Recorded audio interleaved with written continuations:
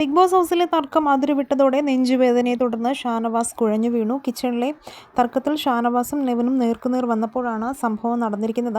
ഷാനവാസും നെവിനും പാൽ ബോക്സ് പിടിച്ചു വലിയ സംഭവത്തിന് പിന്നാലെയാണ് തലകറക്കം വന്ന ഷാനവാസ് മറ്റ് മത്സരാർത്ഥികളുടെ സഹായം തേടിയത്. എന്നാൽ ഈ സമയം ഇത് ഷാനവാസിന്റെ ഡ്രാമയും ഓവർ ആക്ടിങ്ങുമാണെന്നാണ് അക്ബറും നെവിനും ആര്യനുമെല്ലാം പറഞ്ഞത്.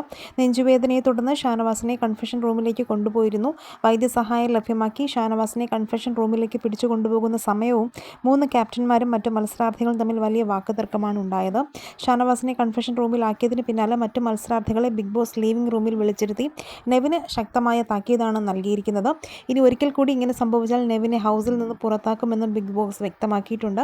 നെവിനെ എഴുന്നേൽപ്പിച്ച് നിർത്തി ബിഗ് ബോസ് പറഞ്ഞത് ഇങ്ങനെയാണ്: നിയമലംഘനങ്ങൾ ഇവിടെ വെച്ച് പുറപ്പിക്കില്ല, സ്വന്തം ഇഷ്ടപ്രകാരം ഇവിടെ പ്രവർത്തിക്കാനാവില്ല. ഇത് നെവിന് അവസാന വാണിംഗ് ആണ്. ഇനി ആർക്കെങ്കിലും ശാരീരികമായി അറ്റാക്ക് ഉണ്ടായാൽ നെവിൻ പിന്നെ ഈ വീട്ടിൽ ഉണ്ടാകില്ല എന്നും നെവിൻ ഒരിക്കൽ കൂടി ഓർമ്മിപ്പിക്കുകയാണെന്നും സ്വയം ഇവിടെ നിന്ന് ഇറങ്ങിപ്പോകുന്നതും പുറത്താക്കുന്നതും വ്യത്യസ്തമാണ്.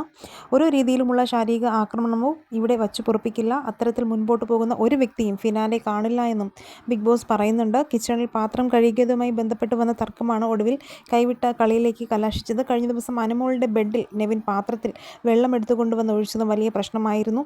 രാത്രി ഡ്യൂട്ടി ചെയ്താൽ മാത്രം ഭക്ഷണം നൽകുകയുള്ളൂ എന്ന് നൂറയ്ക്ക് നേരെ അക്ബർ പറഞ്ഞതും ഹൗസിൽ വലിയ പ്രശ്നങ്ങൾക്ക് ഇടയാക്കിയിരുന്നു.